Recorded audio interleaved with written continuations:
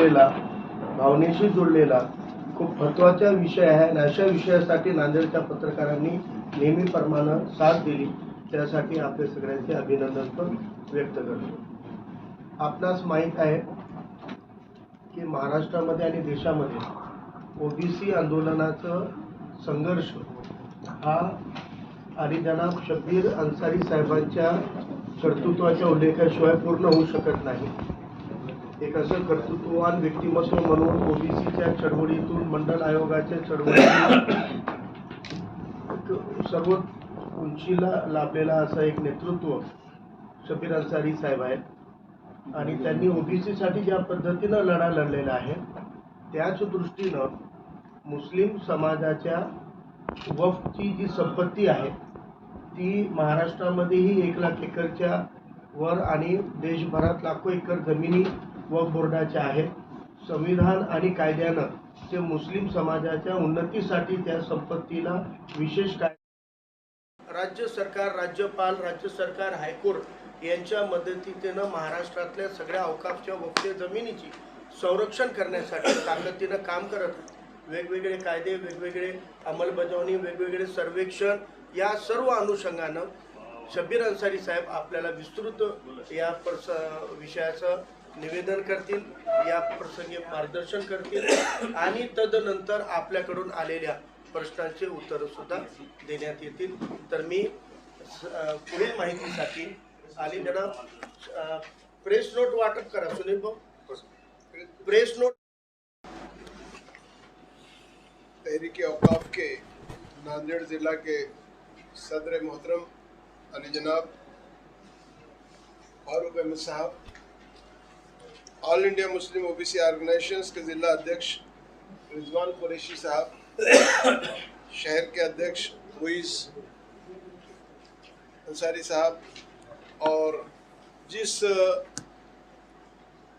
दरगाह का जिक्र अभी आपके सामने हुआ है उसकी लड़ाई और जो मुसीबतें झेलने वाले हफीज़ भाई, हमारे साथ और भी हमारी संगठन के तमाम लोग आए हुए, आदाब, तमाम पत्रकार लोगों को मेरा आदाब, सलाम।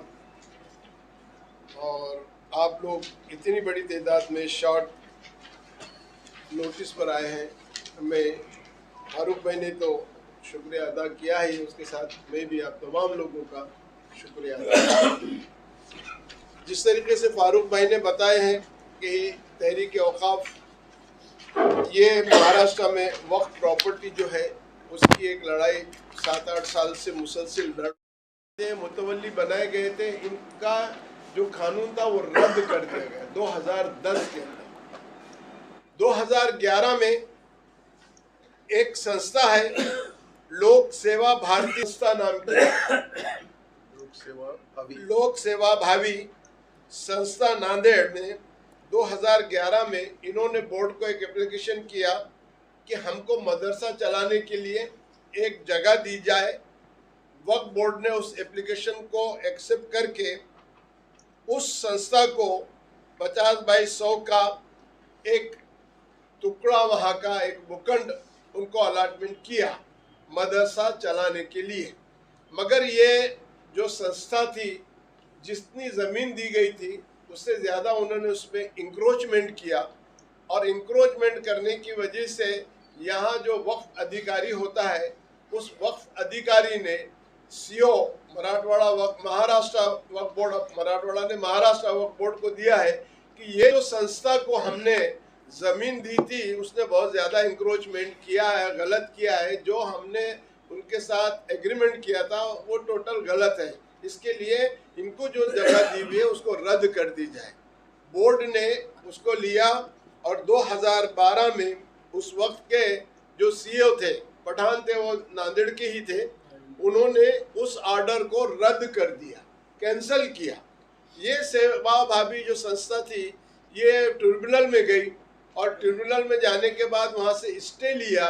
स्टे लेने के बाद में उसी स्टे को उन्होंने बोर्ड से संगमत करके बोर्ड को, वहाँ के वकीलों को उसमें जाने नहीं दिया। आज तक वो वैसे ही पड़ी और वही इंक्रोचमेंट चलते रहा और आज भी वैसे ही चल रहा है, जबकि उसको कब्जा बोर्ड के कब्जे में मिलना चाहिए था, वो नहीं मिला है। ये 2010 और 11 की बात मैं बता रहा हूँ। 2014 में इस जगह पर इस दरगाह का एक मुतवल्ली बनाया गया जिसका नाम रहमतुल्लाह शाह। इसको एक टेम्पररी मुतवल्ली बोर्ड निमणूक करती है, मगर ये निमणूक करने के बाद में जिस कंडीशन पे उसको बनाया गया था उस तरीके से वो काम नहीं कर रहा था। उसके बाद 2017 में इस मुतवल्ली ने बड़ा ही अजीब और गरीब काम कर दिया जो एक्ट में नहीं है, ना हो सकता है, गैर कानूनी, इलीगल। वो नायब मुतवल्ली बनाए, वो बनाता ही नहीं, बना सकता ही नहीं। मगर चूंकि हमको समझ में आया है कि वो जो नायब मुतवल्ली है वो बड़ा डेंजर और बड़ा ख़तरनाक आदमी है, और उसने अंडर प्रेशर के इस मुतवल्ली को प्रेशर में ला करके उससे एक एफिडेविट बना लिया और बना के नायब मुतवल्ली बन गया। और नायब मुतवल्ली बन करके वो उसके खिलाफ में मनमानी जो चाहे, हालांकि आज भी आप लोग उस जगह के ऊपर जगह के देखेंगे, अभी ओपन भी बहुत सारी ज़मीनात है, ले दे हो रही है, रजिस्ट्री हो रही है। बोर्ड ने उनके खिलाफ कार्रवाई करना चाहिए था, जो होना चाहिए था, नहीं हो रही है।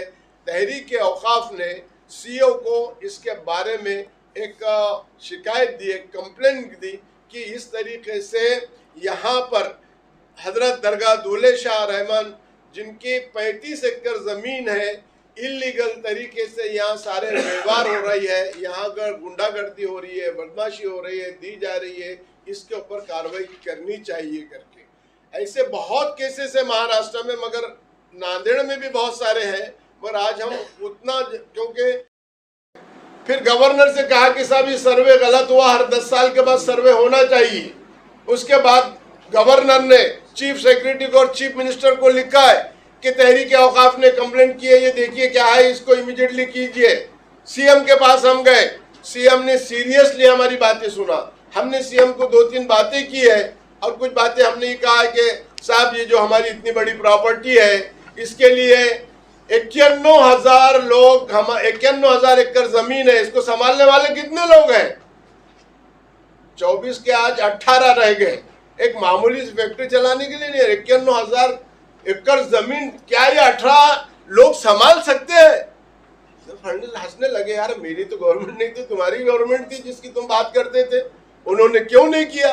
हमने कहा कि साहब हमने बड़ी कोशिश की, 51,000 एकड़ जमीन कैसे? इसके लिए तो चोरियां हो रही है, डाके हो रहे हैं, बदमाशियां हो रही है, सारी हो रही है। तो क्या चाहते हैं शब्बीर अंसारी साहब? मतलब हम चाहते हैं कि 813 जो इसके अंदर लोग नहीं है उसका इमीडिएटली अपॉइंटमेंट देना चाहिए।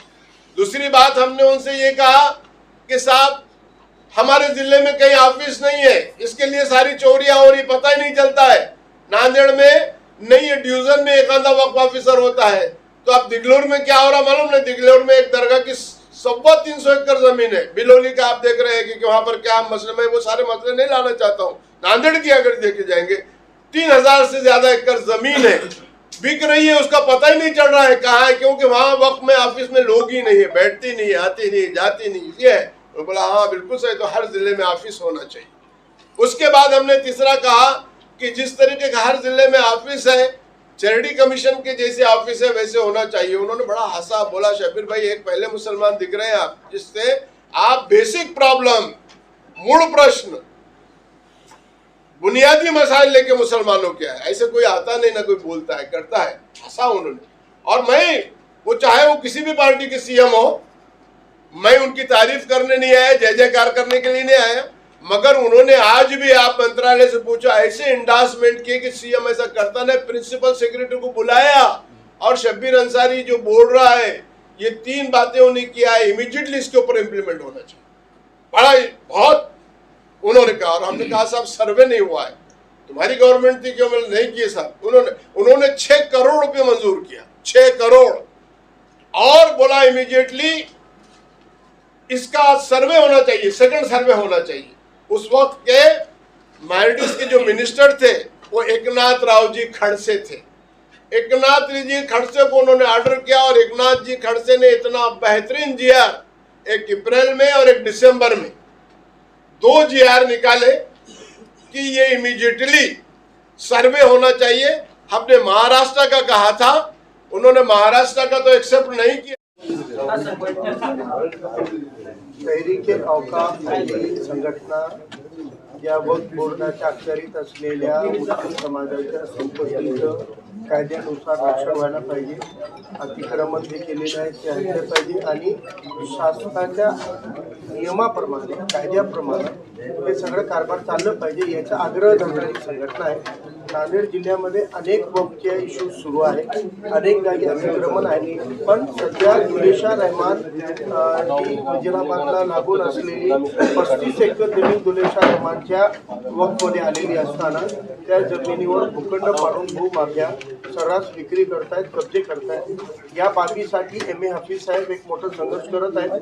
त्यांनी तहरीके औकाफच्या राष्ट्रीय अध्यक्ष आदरणीय शबीर अन्सारी साहेबांना मदतीची विनंती केल्यापासून त्यांनी स्वतः याच्या जातीनं लक्ष घालून या जमिनीच्या विषयावर तहरीके औकाफ करत आहे आणि जे काही बोगस पद्धतीनं नायब मुतवल्ली नियुक्त करण्याची कारवाई झालेली आहे त्या सगळ्या कारवाईचा एक मोठा संघर्ष उभा करून दूर करण्यासाठी आम्ही शेवटच्या टप्प्यावर आले आहोत. लवकरच त्या जमिनीवरच्या नायब मुतवल्ली रद्द करून ते कब्जा हटवण्याची एक मोठं पाऊल आम्ही उचलणार आहोत. पण या माध्यमातून आम्ही नांदेड जिल्ह्यातील सर्व निस्वार्थ मुस्लिम तरुणांना आवाहन करत आहोत की या औकाफची तुमची जी संपत्ती आहे, सरकार एकही जमीन तुम्हाला नवीन देणार नाही आहे, पण तुमच्या वडिलोपार्जित आलेली ही संपत्ती समाजाची आहे.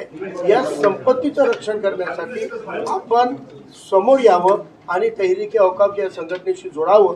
यापूर्वी 2 वर्षापूर्वी मी अपील केली, आत्ताही अपील करतोय की मुस्लिम समाजातील निर्भीड आणि निस्वार्थ तरुणांनी समोर यावं. आम्ही त्यांना सर्व मार्गदर्शन करायला, कायदा समजावून सांगायला आणि या जमिनीचं संरक्षण करण्यासाठी मोठा लढा उभारण्याचा पुढाकार आपण करत आहोत. शबीर अन्सारी साहेबांसारखं धीर गंभीर मोठं नेतृत्व आपल्या पाठीशी असताना आपल्याला कुठेही न चुकता या लढाईला आपण तडीच घेऊन जाऊ शकतो. म्हणून मी मुस्लिम तरुणांना अपील करतो की त्यांनी तहरीके औकाफशी जोडायला.